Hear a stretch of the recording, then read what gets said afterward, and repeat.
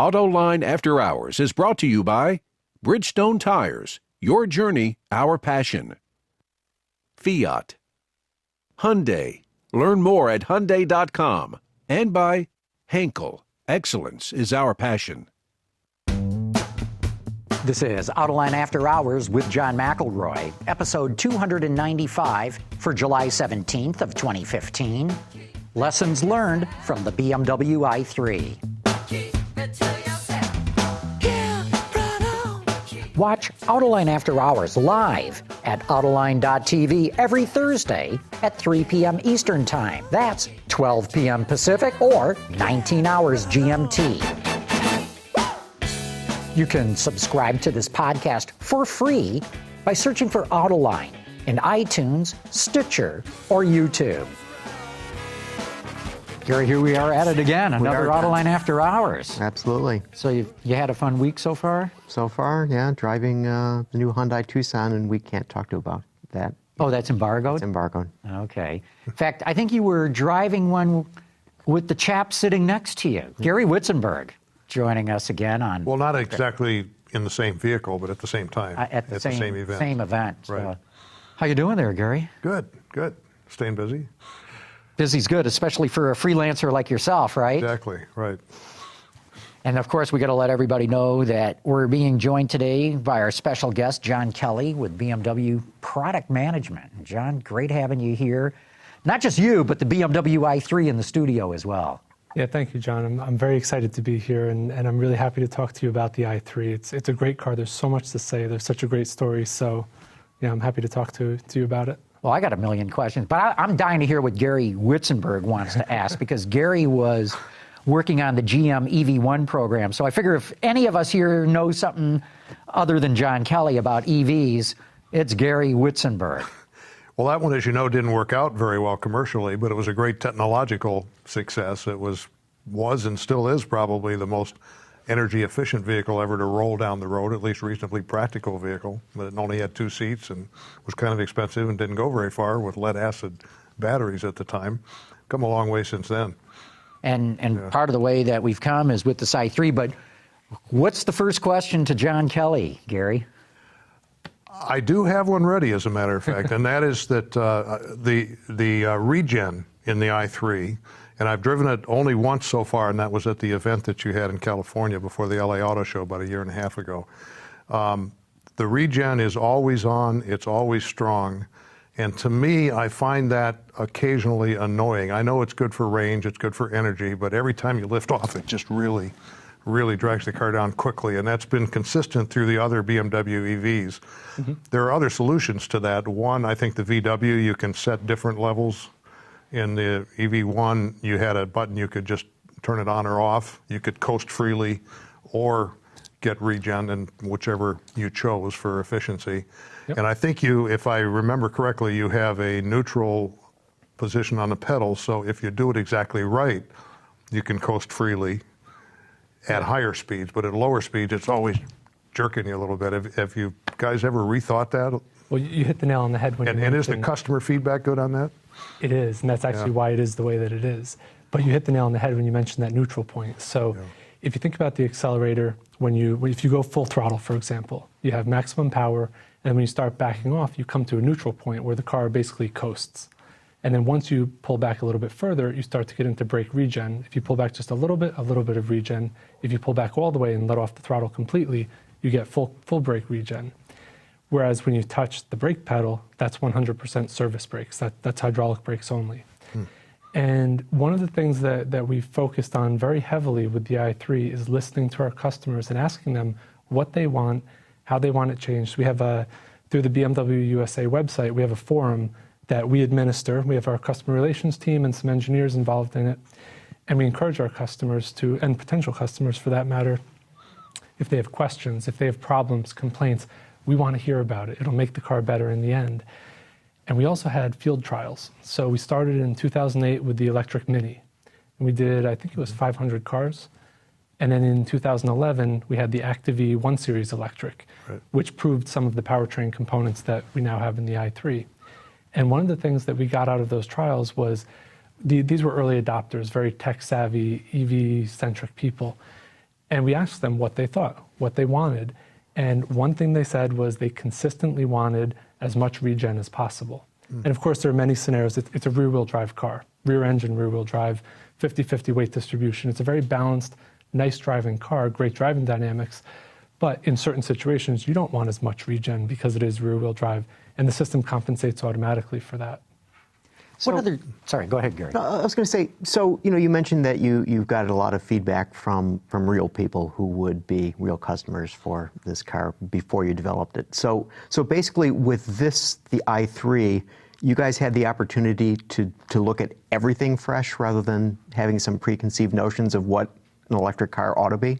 Yeah, I'm glad you mentioned that because there's certain things that we know, certain competencies we already had. We had a couple generations of hybrids. We had these trial electric vehicles. So we had certain competencies already and certain things we knew we wanted to do. But then we took a ground-up approach with this car. So everything up until now was a modification of an existing platform. The last one being the 1 Series electric. It was a 1 Series body in white that was modified to fit all the EV drivetrain components. The end result is it tends to be a little bit heavy. It was about 4,000 pounds.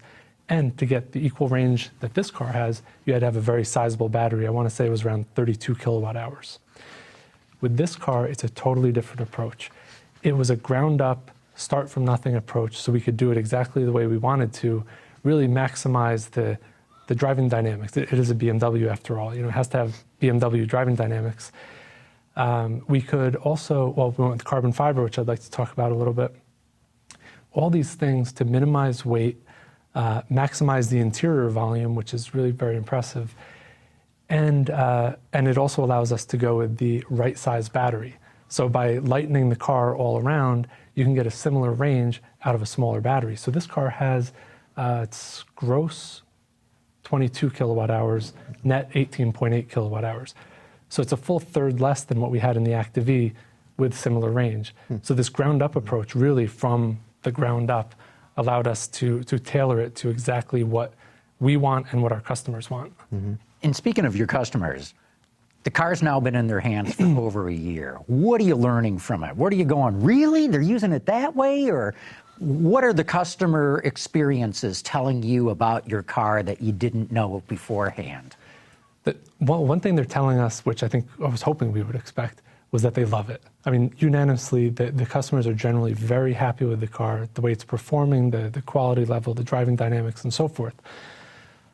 As far as who the customers are, again, kind of what we expected. We had the early adopters, the really tech-savvy people. Maybe they're coming from a hybrid or another EV, but it's evolved.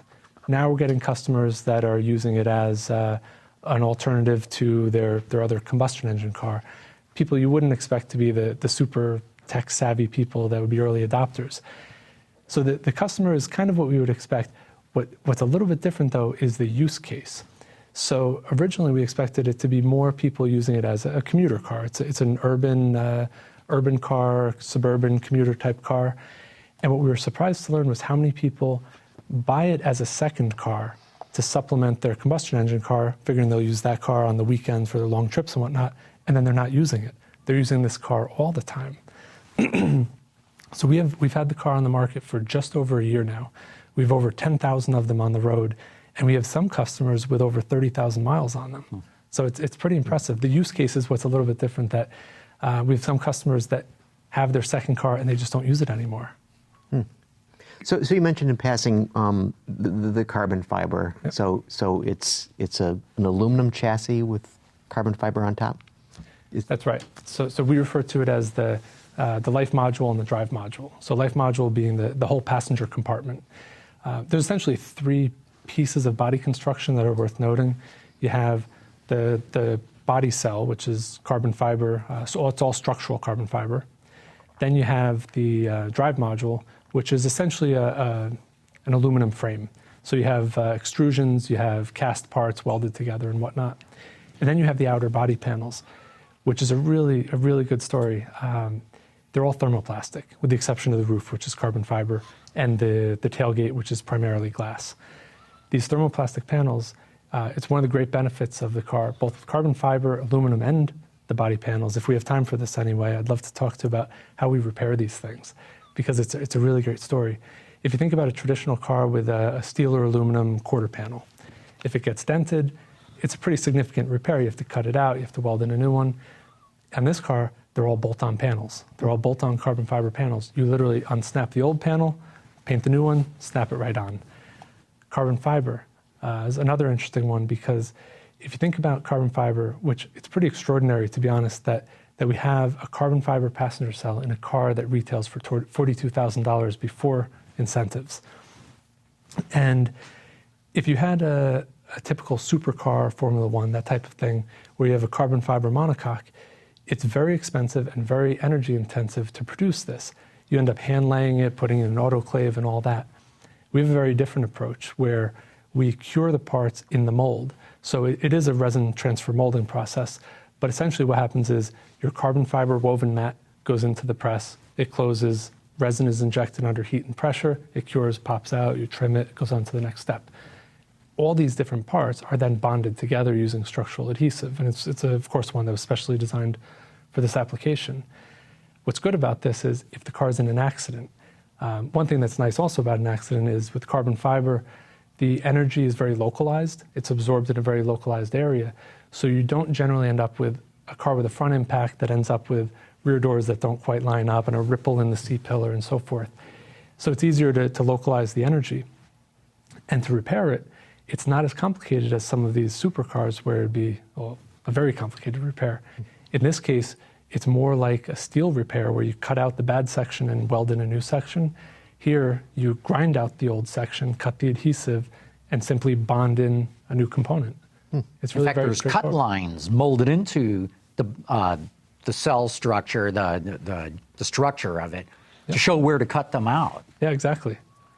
And Has that happened much? Have BMW dealers had to cut out sections, repair them, and how's that all gone?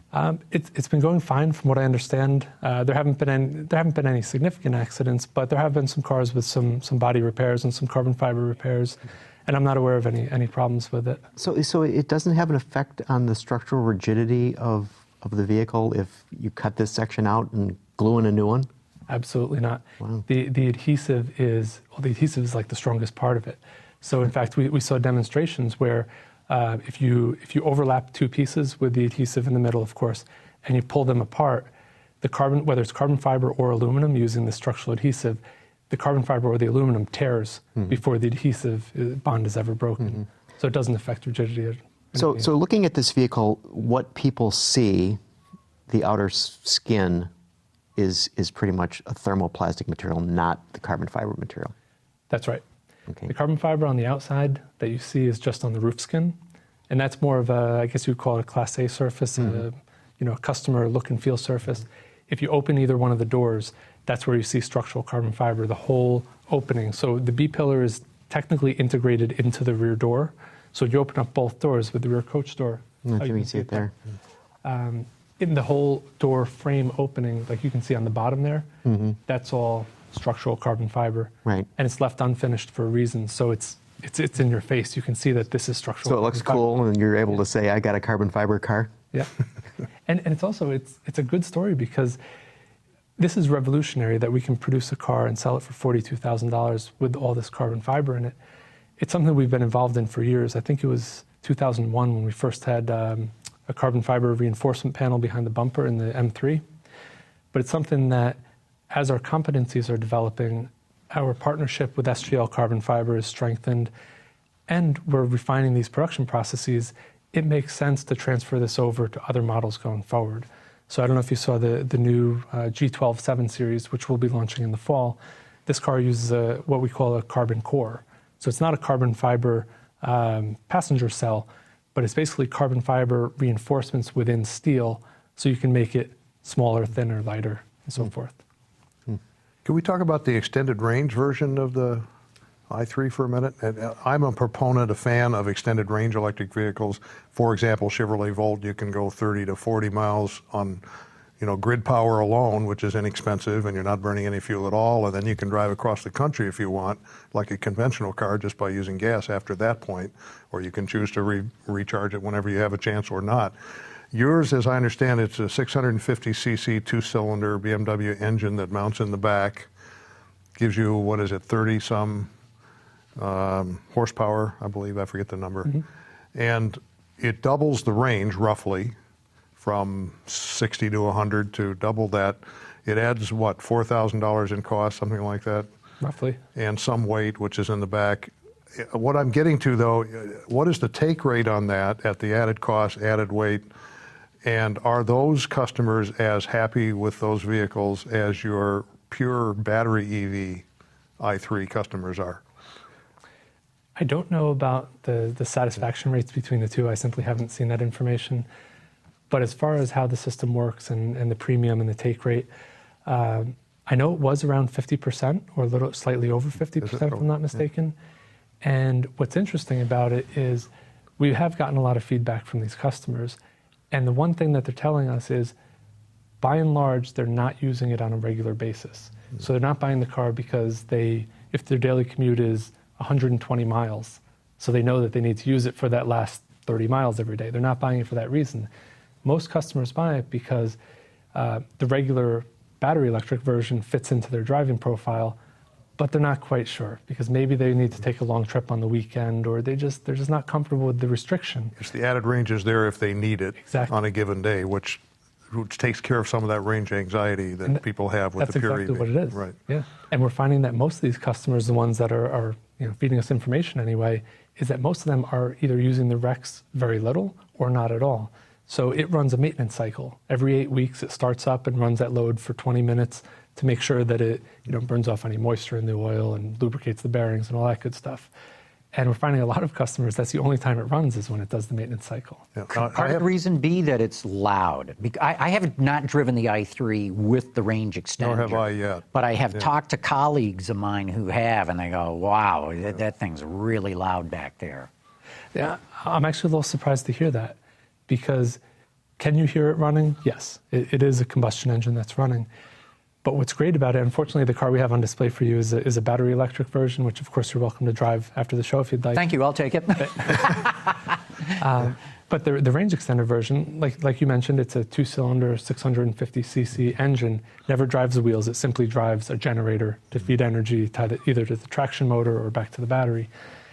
And one of the great things about this engine is it's a good engine to begin with, but if you think about a typical combustion engine in any typical car, it needs to run from 700 RPM to 7,000 RPM at all different load points in between.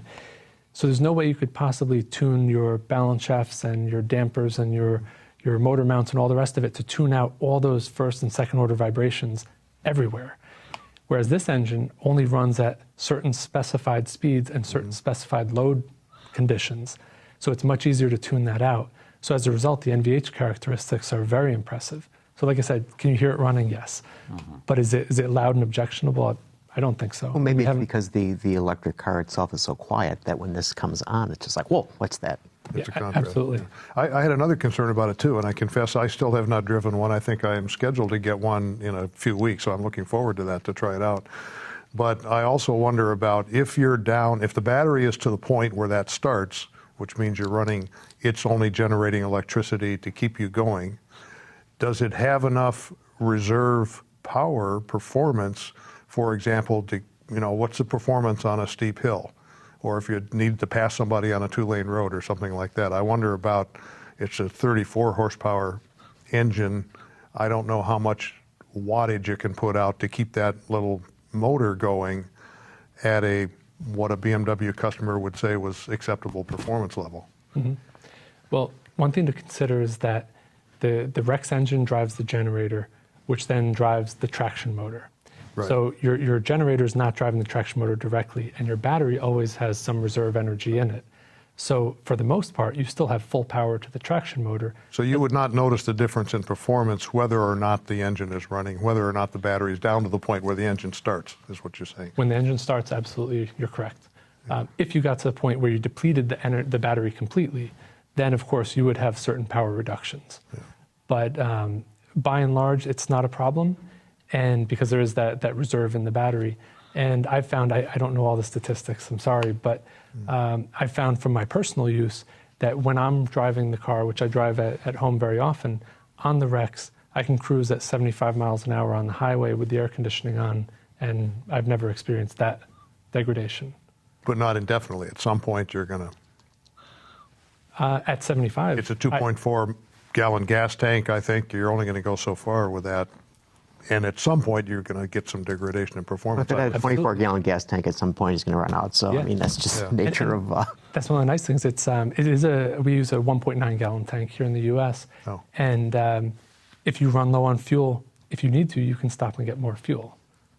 But like I said, this is what we've found is that most customers are not using it on a very regular basis. You know, Gary mentioned driving like a BMW, and earlier you mentioned that this had to drive like a BMW. And, you know, I'm wondering, for an electric car, can you have like a front drive, or is rear drive provide something to the nature of the car? Well, I think having the rear engine and rear drive, for one, adds to the 50-50 weight distribution. Having the battery mounted so low and the carbon fiber up high, you have a low center of gravity, and the car handles like a BMW. It's really wonderful. In fact, I want to ask you more about that. I know you've got satisfied customers, but they're early adopters. I want to hear what other BMW owners say about the car, too. But we're going to take a quick break right now and listen to a spot from our friends from Bridgestone.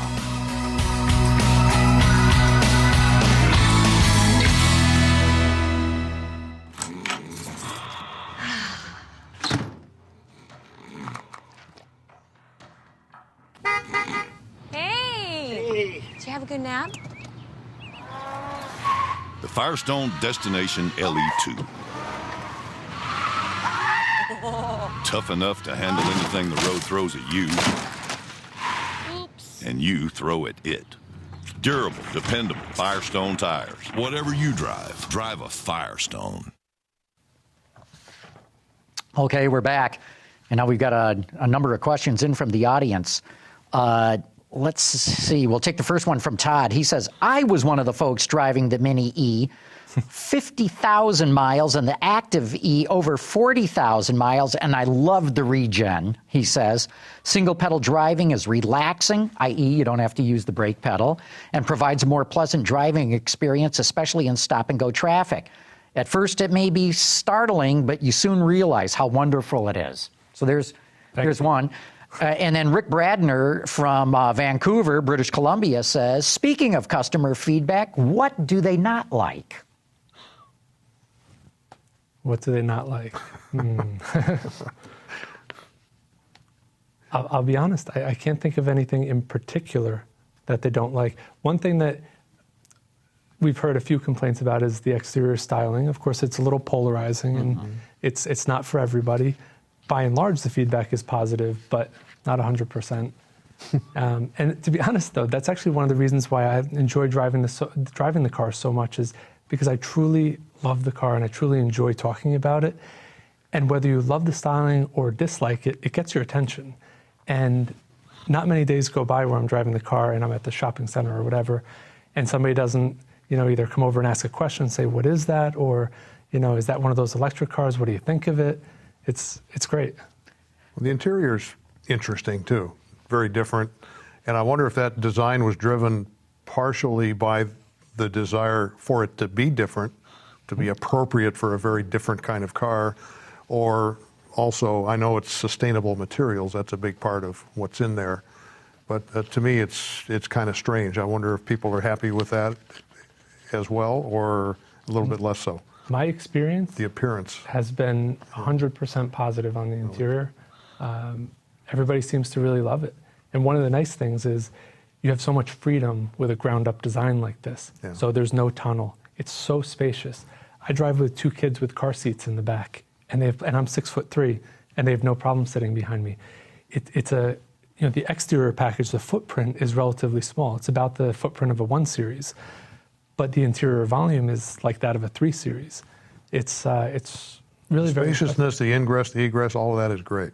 Yeah. I'm just wondering about the appearance of the instrument panel and a few other things that take some getting used to. I haven't heard any complaints about it. Really? And one of the stories we like to tell is about the sustainability factor in the interior. So like the wood that you can see there on screen, it's eucalyptus wood. This car has the cloth and the cloth seats, but the car with leather seats in the Terra model It uses olive leaf extract as one of the tanning agents for the seats. And we use Knauf fibers in some of the door panel components and so forth. So, All highly recyclable. right. Yep. Okay, we got another here. Dodge Donut wants to know, since the i3 is rear drive, can you do a burnout with that instant electric torque? Well, I can tell you the instant electric torque is great. This car takes off. The performance is outstanding. Unfortunately, you can't do burnouts or donuts with the car. We have a dynamic stability control system that is not fully defeatable. It's electronically limited, I would think, to prevent that. Well, yeah. To prevent spinning tires. Exactly. As soon as you have wheel slippage, the stability program kicks in and starts to dial back the torque to prevent you from doing donuts. So Kville Kia, if I've said that right, wants to know what makes the i3 more attractive to buyers than the lower-priced competitors, i.e. lower-priced, I'm assuming, electric cars. Okay. Without getting into specifics about our competition, which I'd rather not do, this is a premium electric vehicle. And that's one of the things that really sets it apart from its competition is it is a premium vehicle. It's a BMW. It has BMW driving dynamics. If you haven't driven one yet, I encourage you to do so because it's an absolute blast to drive. So from driving dynamics, feature set, premium materials, and so forth, it really does set itself apart. The brand name, the cachet of the BMW brand, but also I think the fact that it is purpose-built, where all of the rest of them are conversions. Absolutely. Except Tesla. And it may be, except Tesla. I'm not considering that a direct costs a little competitor, bit though. more. Yeah. Not of this car, right? But also, are there any other rear drive ones? I'm not sure. I don't think so.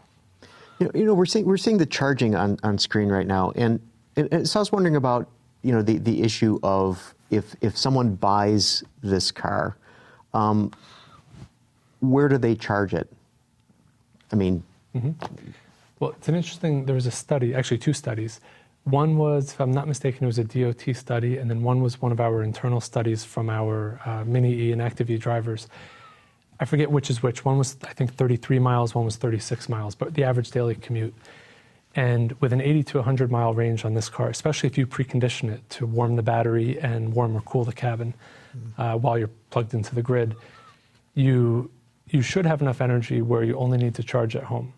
But of course, there's public charging infrastructure, which is especially strong on the West Coast. So there are places to plug in. Generally, people charge at home. With a car like this, with an 18.8 kilowatt hour battery, you would generally want to have a level 2 charger, which will charge in this car up to 7.4 kilowatts. With some of the smaller batteries, like you might find in a PHEV, which might be, I don't know, 5 or 6 or 7 kilowatt hours, that you might be able to get away with just the standard 110 volt occasional use cable, which is generally around 1.3 kilowatts. Will this charge with 110? Oh, sure. We actually unplugged Just it. take all day long, though. It's very slow. In It's fact, an just overnight. before we started the show, it was plugged in Was it? onto the occasional use cable. No, And 'cause I was wondering, because I just kilowatts, got out of one of the non-premium electric cars just this very week, and I thought it was interesting that on their nav system it indicated where there were charging stations. One charging station was at a competitive brand's dealership. One charging station was behind a fence in an office complex. I mean, it was just like, this isn't good when I'm driving around. And I was just wondering about the availability of BMW owners being able to charge up their vehicle. We do have a similar setup with our navigation system. It will identify charging stations. I can't say I've personally tested them, so I don't know if any are located behind fences and whatnot. No, I've been in other EVs, and they'll show you everything that's out there. You may not want to use it. I had an experience when I was, the last time I had a Volt press vehicle, and I was heading to the airport for a trip, and I said, I'm going to play like I'm a real owner here and see if I can charge while I'm gone at the airport. And I got on the internet quickly on the way to the airport and found there were charging stations on the 8th floor of the main parking deck or something like that. Took me about 20 minutes to find them. And there were 2 of them, and they were, of course, both being used.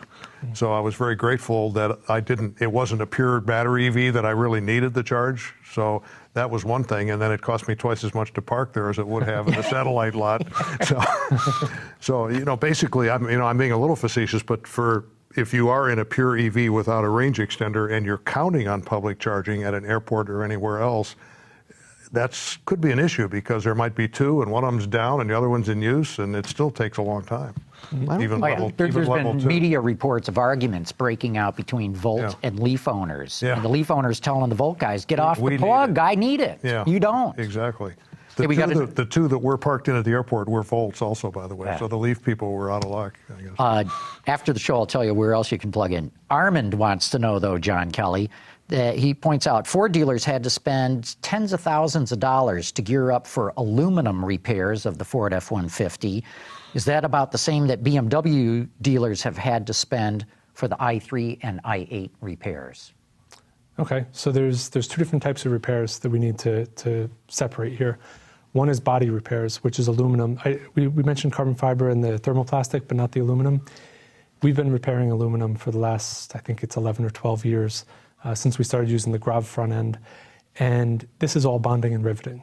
So we have this technology, we have the tools and the know-how. Carbon fiber, there was an investment, and honestly, I don't know what that figure was, but it's not every dealer because we don't have service shops that are doing this. We have BMW certified collision repair centers throughout the country, and they, of course, have the tooling and the know-how. The other one is the battery, and that's a really interesting point that I didn't mention earlier, which is that the battery is repairable. So in some cars, if you have any component, whatever it is, whether it's a cell supervisory circuit or a relay box or a module, it doesn't matter. If anything failed, you have to replace a very expensive battery. In this case, our dealers, every one of our 338 dealers has a trained technician who's trained to go into that battery and open it up, replace the necessary component if that were to happen, and then close it back up and test it. Including individual cells within the battery? Not individual cells. Yeah. This battery has 8 modules. Each one has 12 cells in it, and those are replaced as a block or a module. Because the modules are essentially welded together. We're going to have to take another break here, but John Kelly, thanks so much for coming on the show and especially for making sure there's an i3 in the studio with us. Great having you here. Thank you for having me.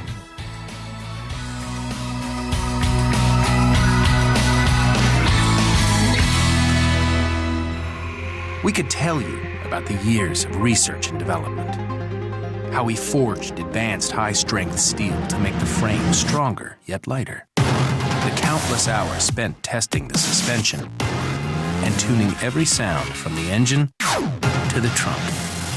But until you get behind the wheel, you have no idea. The completely redesigned Hyundai Sonata. A little chemistry goes a long way, especially when it comes to vehicle development. From enabling the use of alternate materials to withstanding extreme vehicle environments, Henkel's adhesive, sealants, and surface technologies provide solutions for every vehicle segment. Come see for yourself. Our Detroit area headquarters offers 12 research and development and testing laboratories with the ability to do full-range testing and validation on actual vehicle parts. Sign up to tour our labs at henkelna.com/tour. So I like this car. I've driven it. I can't say I've driven it extensively. I've had one really good chance to drive it. And I know some people amongst our colleagues have said, oh, that's not a real BMW. You know, it doesn't handle right. I don't agree. I really enjoy driving this car. One of my only complaints, and as I said, I've only driven it at an event where we took it up on Mulholland Drive and near Malibu. And handling was good. I found the ride a little brittle on a rough road. Mm-hmm. That was, one day, one time on one road. So I'm looking forward to, in a few weeks, getting an i3 with a range extender and spending a lot more time in it to get a, longer-term impression of the whole package. Mm-hmm. Part of it might be the tires, right? Aren't those, low rolling resistance tires, and they tend to make a car feel hard. Yeah, and they also look to me a little bit aggressive, like they were trying to make up for low rolling resistance with, more of a not an all season. I know they are all season, but it looked more like a performance car kind of tread pattern. So maybe they were a little rough because of that. Could be.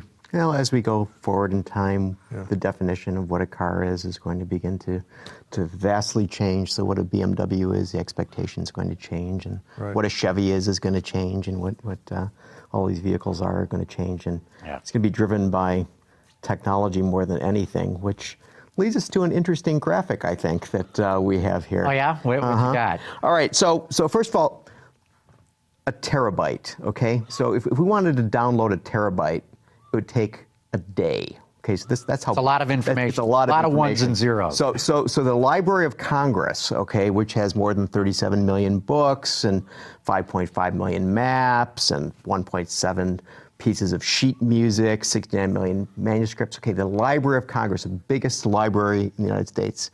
How big do you think that is, terabyte-wise?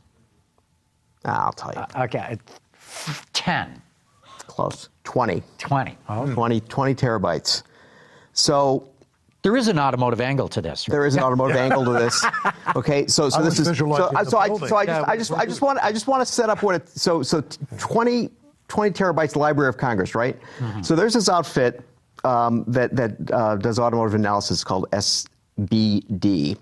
Now they predict that by 2020 there'll be 33 million smart cars sold. I don't mean smart as in the Daimler brand, I mean cars with intelligence. And so they're looking at that, and they're expecting that the amount of data that will be generated by these 33 million smart cars on an annual basis will be 163 million terabytes of data. That's staggering. It's staggering. So here's the thing that I begin to wonder about in terms of the automotive angle and in terms of how technology is going to change automobiles. So when you're dealing with these numbers like that, I mean, doesn't it begin to make sense that companies like Google will have a bigger role to play in the auto industry than traditional auto manufacturers because of, I mean, this is just, for 1 year, 163 million terabytes of data. But then you got to get into, okay, how much of that data just goes into operating the car, i.e., how many pieces of data does it take to fire just one fuel injection multiple times a second versus the kind of data that customers are bringing into? Connectivity sort of thing that, when we have vehicle infrastructure, so it's not just...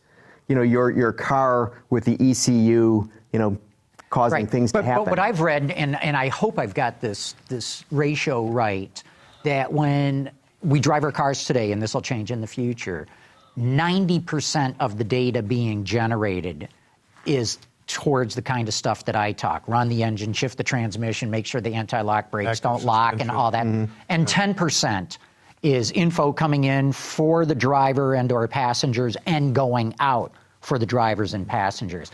So that would be my question. How much of this data?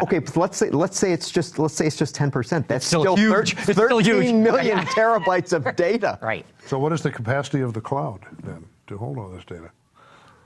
It better be pretty damn big, huh? Yeah, multiple clouds. And going back to your original setup, what exactly is a smart car? What are they considering a smart car? Is every car on the road today a smart car because it has so much computer power, or are they saying? No, they're talking about the connected vehicle, the vehicles that are talking to other vehicles and. So they're talking specifically connectivity-related intelligence, more or less, yes, as opposed to operational intelligence. So it's the difference between a smartphone and a phone, right? But think about it. Once you get cars talking to each other and the infrastructure. Yeah, now mega amounts of data are going up, and it's still akin to what I was talking about of how much data does it take to run the injectors. Yeah. But nonetheless, now once you've got data of where a car is, what it's doing, that sort of thing, and when you start doing pattern recognition, this is where the Googles and the other big data and analytic kind of companies want to get access to all that information. Mm-hmm. So, yeah, we're going to have a different scene there with things like that. Well, recently we've run into GM and John Deere filing lawsuits against companies saying you cannot get into our software code and manipulate it in any way or use it in any way. I really think the big picture here is exactly looking down the road to what you're talking about, Gary. They don't want the Googles, the Apples, and whomever getting access to that data and making a bunch of money off it. The car companies want to be able to make the money on it. Yeah, so big change. Another big change that I saw that you reported on Daily today about the Tesla sales are are taking off. And the diesel sales, you also reported in a separate piece. What's going on? Well, it's cheap gasoline prices. And, what I find very interesting is we started to see hybrid car sales drop even before the gasoline prices dropped. So everyone thinks, it's only because of that. But when gasoline prices really did get cheap, then we really did start to see the impact on hybrids, but not diesels. But now, as of right now, diesel passenger cars sales are down sharply, double digits, 22% if I remember right. In SUVs and light trucks, they're up, but they're not up as much as the rest of the market. So now diesels in pass cars are going down, and if you look at the diesels all over, they're starting to lose market share. Whereas for the last few years, they've only been gaining share. And Tesla's outselling Jaguar now? And Tesla outselling Jaguar, which is, to me... the whole brand, Jaguar? The whole brand. Wow. Now, I'm talking just in the U.S. market. Yeah. But to make the numbers easy, Tesla has sold about 11,000 cars this year in the U.S. Jaguar has sold about 7,500. And to me, that's a real eye-opener because, A, Jaguar has 4 models, Tesla has 1. Even more telling is Tesla's legally barred from selling cars in, I want to say, most of the states. You legally cannot go and buy a... probably 50-50 now, isn't it? Maybe it is 50, but nonetheless, Jaguar you can buy in every single state of the union. Yep. Tesla, maybe half of them. And still, it's easily outselling it. And as I said in Daily today, let's not just pick on Jaguar. If you look at any high-end luxury car, just individual car, S-Class, Mercedes 7 Series, BMW, A7, Audi, Tesla pretty much outsells them all. And so I'll bet, I'd love to see somebody do this, and I don't have access to the data. I'll bet if you look at cars priced over $100,000, I'll bet Tesla's at the top of the list, or awfully damn close to the top of the list. What about serviceability, though? To me, that's a big issue because there are no Tesla dealers. Correct. There are stores, like Apple stores, you can buy one, but if you need it serviced, what are they going to helicopter a technician out to your house? Well, see, but I wonder, and I've seen one in New York, and I've seen one, I can't remember the other city, is that they have certified service centers, okay? And it sounds almost like what we heard with BMW, that all of the places don't have the wherewithal to fix this carbon fiber, but there are places that are certified to fix these things. That's a great point. So that changes the model. So you don't go back to your local dealer. What you do is you go to one of these certified places. But I'm not talking about, they can download. They can send you can download a software upgrade. They do the over-the-air apps. But if your door handle falls off, well, then you take it one of these certified places. Or won't open, which has happened quite a bit with Tesla. If something physically breaks, what do you do? Where do you take it? How do you get it serviced? If you're in Southern California, they'll send somebody out. If you're in Michigan, if you're in Michigan, you will flatbed your Tesla to the service center in Ohio. But, John Kelly made a good point, is these are early adopters. They'll cut a lot of slack. I mean, they see themselves like space pioneers. They're out for the good of the cause, right? And if there's some problems with the car, no worries. So what if they have to flatbed it 200 miles away? They don't seem to care. But how many of those are there who can afford that car? So the sustainability, if you will, of that we have rate of sales. The Model X comes out, 40 grand. We're going to be talking about a different story. Hold these thoughts. We're going to take another quick break for our friends at Fiat. We'll be back in just a moment.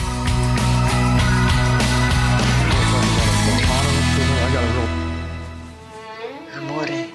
Subito.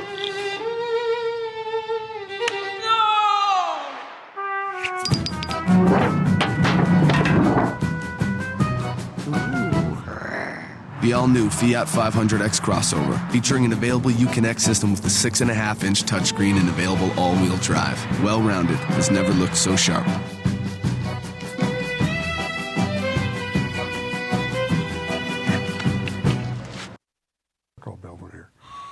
Okay, we're back. So, Gary Witzenburg, you said you had something on autonomy. Well, there's a lot of talk, a lot of buzz about autonomous vehicles that right now we're semi-autonomous and the cars can keep a distance behind cars in front of them, and they can stay in their lanes and so on. And down the road, we're talking about cars driving themselves. And I read a column about this recently, and the thought suddenly occurred to me, because I'd observed and written something about massive enforcement out here on a Michigan freeway. What will the speed be of autonomous vehicles when they're driving themselves? Will it be posted limits, or will it be prevailing? Because if it's posted limits, they're 10 miles an hour slower than everybody else. Right. And that's not a good thing. Right. And I wonder if somebody will have the foresight and the intelligence to say, let's make it match the prevailing speed and forget about what's on the signs. That's a great question. That will be resolved in the courts, because right now the big worry on the part of automakers is that they're going to be liable for autonomous cars. Today it's the operator, the driver. The car gets in an accident, were you at fault or not? And that's what gets debated. In the future with autonomous cars, it's going to be, hey, clearly there's nobody operating. It's the software writers, the car manufacturers, the supply, whatever. So liability is going to be transferred to them, and they are going to say, make it obey every single law, i.e., only drive the speed limit, But not the prevailing speed. how could they not do that, though? I mean, seriously, if the vision system reads 70, right, and then it says to the processor, the speed limit on this road is 70, it must go 70.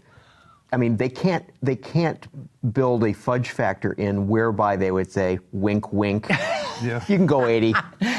Well, I'm going to call my local hacker, and we're going to put a wink factor into my car. And maybe this gets back to what you were saying before the break about how companies like General Motors don't want people to begin to monkey with their code, because it could be a situation whereby, that gets buried in there somehow, and then, if it exceeds the speed limit and an accident is caused as a result of the speed limit being, broken, so on and so forth. But realize that if a whole bunch of autonomous cars are rolling along, they're going to be able to be platooned. They're going to be able to go, and so your door-to-door time may actually be less than if you're driving at 85 and John's driving at 80 and I'm driving at 79 and we're all rushing to get someplace because of the way that traffic patterns exist now. So that's going to change. But if they're obeying posted limits, and GPS now knows what the posted limits are in most places, right. Number one, that slows traffic beyond what most of us are used to, because posted limits are slower than most of us want to go by some factor. Number two, that only works if every car is autonomous, right. Because you'll get run over by a semi if you're driving the posted limit and you're alone on the road, or one of few. It's a great point. And I mean, boy, I remember even in my driver ed days, way back in the last century, where they would tell you, go the prevailing limit. Go keep the same Which speed is as car. actually safer It's to have actually everybody safer. going exactly. the same speed. So I wouldn't be surprised if this becomes an issue somewhere down the road, that the powers that be agree that we can design algorithms that recognize it's actually safer to go 5 over than the posted limit. I could see that happening. But, or you take the cue from the traffic around you. Okay, but that's where it would be taken. But won't this only become an issue once the pedals go away? Yes. Okay, so in the meantime, in our lifetime, Gary, do not worry. You'll have that pedal. You'll be able to override your autonomous car. I don't think Gary Witzenburg's going to buy an autonomous car, I don't think. Well, the idea of the government forces him to. Semi-autonomy is pretty good. I mean, I love the idea, as our friend Jim Hall once said when I wrote an article about this years ago. Gee, wouldn't it be great if you could pull up to in a mall and then get out of the car and have the car just go find its own parking space, and then you call it back and it picks you up? I mean, I could get into that. Right. But the idea of it doing all the driving and me just sitting reading a book, I mean, I don't know that that's ever going to happen, or at least without the platooning that you're talking about, where there's no one else on the road except people in that conga line. Right. Because I think right now they're talking about there's always got to be, the driver still has to remain functional and alert in case something goes wrong, or to react to emergencies or whatever. I don't know if we'll ever take the driver completely out of the equation. The conga line's in an HOV lane, right? And they're all just going along at the speed limit, and everybody else is in the other 2 lanes, and they're slicing, dicing, and ricing, and they think they're going faster, but at the end of the day, that conga line is there. They've gotten to their place. And I believe we'll see fully autonomous cars in limited situations before the decade. Where the driver has no role and no responsibility? None whatsoever, but it'll be limited. And it'll be, to begin with, in a 10-mile radius around Mountain View, California, which is where Google's headquarters are. And they'll only go 25 miles an hour. But we will see autonomous cars on the road, I believe, by 2020. To the point where all cars are autonomous, that's beyond 2050. And that's an easy prediction to make. Are you going to put your little child in a fully autonomous vehicle and send it to school and trust it? I believe it will come to that. Because I we really all do. know computers crash, and therefore a computer-driven car then will crash. Could crash. Come on, didn't you watch the Jetsons? It's all going to happen. Right. So what do you make of so GM? We had Jeff Luke in the studio. Remember, we had the Silverado in here several months back, and you were somewhat critical of the styling, saying that it didn't look sufficiently distinctive, new enough. In fact, at the launch of the Silverado, and I think we ran this picture in Autoline Daily this week when we showed the new change, I got the old truck and the new truck and put them here. It's up on the screen there. Quick at a glance, which one's the new one? Which one's the old one? Right side. You know, you're too good at this though, Gary. But I mean, it's hard to tell at a quick glance. It's the grill texture is the main giveaway. All right, but Okay. do you have a 2016 that you can show? Yeah. Well, I'm sure Ben's got that. There it is. Right. Now that's So the 2016 will have a new front end on the Silverado, and it'll be a new front end on the GMC Sierra as well. They've changed that up. Okay. Yeah. So do you because of you. So I mean, okay. Okay. So why do you think they did that? I mean, sales are doing really well for right now they're Silverado. going. They're Silverado outsold the F Series. Now somebody wrote in to say no, you got that wrong, and I wrote back to say no. It was you. You wrote in 1 month. When Ford counts F Series sales, they also count the Ford F450, 550, 650, and 750. The 750 is a Class 7 truck. It's got truck. an F in front of it. It's got an F. Those trucks have nothing in common with the common F-150 or even 250 and 350. So if you compare just that to that, because Chevrolet does not have the equivalent of a 450 through 750, the Silverado outsold the F-Series. But anyway, when getting back to what you brought up, Gary Vasilash, when the truck launched, I mean, sales were okay, but they weren't great. Meanwhile, GMC, exact same truck, but with more distinctive styling, sales were up double digits. And to me, it was obvious. You know, it's not just the brand. It's like, it's hard to tell the old one from the new one. You know, you pull up to that restaurant or the bar or something, and you say, hey, I got a new truck. And people go, yeah, when are you going to bring it in? Yeah, right. So now you bring one up, and people go, whoa, you got the new one. And you think about it, I mean, this is a comparatively is a key word here, inexpensive way to change the way your vehicle looks. But they spent way too much money, I think, Chevy did. They changed the hood. They changed, I mean, all they had to do was change the grille, maybe the headlamps. They spent Well, I think the headlamps were key in that, don't you, Gary? I mean, in terms of going from the stacked to... Right. And did they change part of the fenders, too? Not that I'm aware of. I'm trying to there were at least 3 different things that they had. Tail lamps are different as well. Okay, well. But they've had stacked headlamps since, 1970 something? But I don't understand, why would you spend tooling money to tool up a new hood? I mean... It looks better. Yeah, I don't know. Anyway. For the additional clearance for the engine we don't know about yet. Yeah, there you go. I don't know. That's a good That's a great speculation. But if you're only doing a styling change, I think they could have gotten just as much effect for less money. That's my opinion. But to your point, Silverado's going gangbusters right now. Ford, I'm just reading today, is discounting the F-Series in certain markets up to $10,000. They're still saying, though, they're capacity constrained, are they not? You know, that's what I don't buy it. Supply? I don't buy it for a second, because I went to Ward's and I looked up how much inventory of F-Series versus Silverado. And F-Series has something like 20,000, 25,000 more units in inventory than Chevy does. So if if inventory is the issue, how come the Silverado is red hot and the F-Series is not? So So what's your expert analysis on why? I'm because afraid the that capabilities are aluminum better, counts or people with- are afraid of aluminum. I think that's it. That's what I'm reading into it right now. Would you want to be in an aluminum cage when a bear comes at you? Yeah, did you see that commercial? That was actually pretty damn funny, that commercial. I got to give them credit We've for all that. seen that commercial, Yeah, that right? was, Yeah. there was a YouTube video, I think, that they did. Now, did Chevy just do those videos to be mean? Or did some focus Mean to group... bears or what? No, mean to Ford.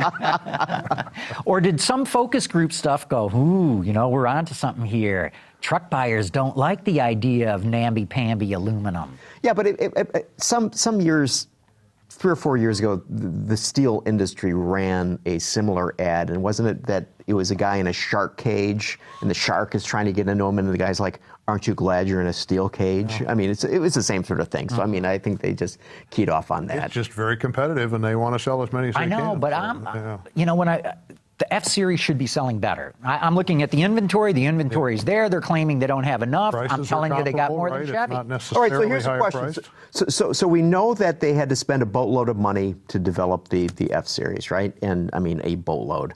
And they've got the technology now. Okay, so here's the situation where Silverado wasn't doing so well. So what did they do? They said, okay, we're gonna change up the front. We're gonna spend extra money to do that. Are the bean counters at Ford going to allow the program manager and the designers say, we got to put a new front end on the F-150. We got to do something. We got to make it more appealing. Or they're going to say, damn, we just spent all that dough. We can't do that. What do you think? They have to sell what they got, first of all. Well, And they call it military-grade aluminum to try to give it that. But there would still be aluminum. They just want to. Well, it's an interesting question, Gary, because when the Silverado first launched, and I talked to the design guys, like, guys, I'm having a hard time telling one from the other. It was like, oh no, our truck, we clinic this, everybody loves it. No, we're not going to have to do an emergency refresh in 2 years. No, not at all. And guess what happened? They had to do an emergency refresh in 2 years. What about transaction prices, though? That's a good question. Is there more money on the hood of the Chevy than the Ford, or is the Ford a higher cost? Well, that's been the therefore higher argument price? up to now, is that, Chevy's discounting so much. But now the news just came out in the last day in certain markets and spreading Ford on the very high-end ones, the full cab 4x4 Lariat LXT or whatever it is, that they're discounting up to $10,000 off the truck. So I'm telling you, just my gut feel tells me Ford's got a bigger issue on its hands than what it's admitting publicly. I would guess their trucks are higher cost also because of the aluminum. So if they can't price more for that cost, then they don't have the margins. And it's more than that. I mean, they still use cam and block, right? Overhead valve. Ford's got overhead cam. An overhead cam V8 is $1,000 more to manufacture and than not necessarily an advantage in a truck. Right. Mm-hmm. For Well, cost, look, everybody was reasons. surprised when the EPA numbers came out on the Ford truck. I think everybody, including the people at Ford, thought the numbers would be much better than they turned out to be. Mm-hmm. I mean, Chevy can argue V8 to V8, their V8 gets better fuel economy. Well, and there's an issue, too, that you mentioned, because the EcoBoost brand name, wonderful brand name, perhaps the best ever for direct injection, fuel injection, turbocharging and dual variable valve timing. It's great. It's proving now in real life to be not as fuel efficient as people expect. So there's a lot of dissatisfaction, I think, out there among owners of cars and trucks. On the fuel economy, they love the way the engine drives. Yeah, oh yeah. They love that. But they're you're not right. getting what the label promises and the advertising promises, and maybe that's beginning to catch up to them. And speaking of powertrain, there are big news today with Magna, and we've had Magna on the show, buying Getrag, the transmission manufacturer. How ironic that, just a few months ago, ZF, a supplier company, runs out and buys a transmission company, primarily runs out and buys a supplier, and now Magna, a supplier, runs out and buys a transmission company. Yeah. And so the consolidation continues. Fewer and fewer suppliers. As predicted by many. Right. That will happen. So is this good news or bad news for if you're an OEM? Well, that's a good question. You have fewer sources to bounce off each other, or to try to get a better deal from, or... Well, look, here's what's driving it. Suppliers you have are to saying... single source, that's not a good thing normally. the big suppliers are all looking around and saying, what's our strategy? What are going to be growth technologies that we should be in? And they go, okay, CO2 reduction, that's a good one. Safety, that's a real good one. All this connected car, autonomy, there's another good one to be in. And I think what Magna looked at is, boy, we do all kinds of powertrain stuff. And when we look at transmissions, boy, you know, EVs, maybe they don't need as many gears, but they need a transmission. Hybrids and plug-ins and fuel cells and piston. It's, you know, they're looking around going, we think transmission is going to be around for a long time. Yeah. And besides, Magna does a lot of electronic stuff, and you can just throw more and more electronics into transmissions. Mm-hmm. That's why I think they went for it. So you think it's a good idea? What, that suppliers buying other suppliers? Or in this case? That's the question? Yeah. If they think it's a good idea, I guess it is. If they're lowering their total costs and expanding their breadth of what it is they supply, I don't know. No, Kodak thought staying with film was a good idea. Yeah, I don't have a strong opinion. Can we get back to trucks for 1 minute? Go It just ahead. occurred to me, while Chevy and Ford are battling it out, Ram's sneaking up on both of them. They're gaining market share just about every month, are they not? They have. I don't know about the last month. I haven't looked at the numbers, but you're right. Ram's been going gangbusters. Very nice trucks, and they're selling quite well, I understand. And they've moved into the medium duty range that Chevy and GMC have not. Although I got to say, GM just recently re-signed a deal with Isuzu to get back into medium duty trucks. Yeah. You know, those cab overs that they've been making in the past. And midsize. Colorado Canyon doing great. Now we have a if not all new, at least well refreshed Tacoma. Are we going to see Fords and Rams and everybody else now going back into midsize? All right, so yeah, how can you let Chevy get away? GM, you know, Chevy and GMC. You know, they're going to do over 100,000 trucks of those Colorados and Canyons this year. If you're Ford, can you really go, who cares if they got another 100? I think you got to react somehow. The three ways that I've written this in reviews of them, but the ways the truck makers are getting to meet CAFE, you got diesel in the Ram, you got aluminum in the Ford, and you got midsize in the GMs. Right. How long will it be before all three are doing all three? Good question. You know, because I think they're going to have to. There'll be more aluminum trucks. There'll be more mid-sized trucks throughout the industry, I think. I think you're right. What else? We probably got time for one other item. You got something there, Gary, or no? Well, I thought it was interesting. For the first time ever, we saw pictures of Sergio Marchionne's elbows. Because he wasn't wearing a sweater? He wasn't wearing a sweater. He was wearing a golf shirt for the beginning of the negotiations with the UAW. It was shocking to see that. That's big news. It is big news. I mean, because we've never seen his arms. Or at least his elbows. But you know, that's going to be interesting to see how this works out, because Sergio came out and said that he didn't think that there should be the two-wage scale. That was, the way that... but his idea is get rid of the high wage, make everybody work for peanuts. There could be that. I don't know how well that would work out for him. But I just wonder whether this is a negotiating tactic for his grand scheme to have somebody come and buy him. You mean showing his elbows? Your elbows? Well, there's that too. There's selling. But no, I mean, to begin to think that, he wants to become more appealing to someone.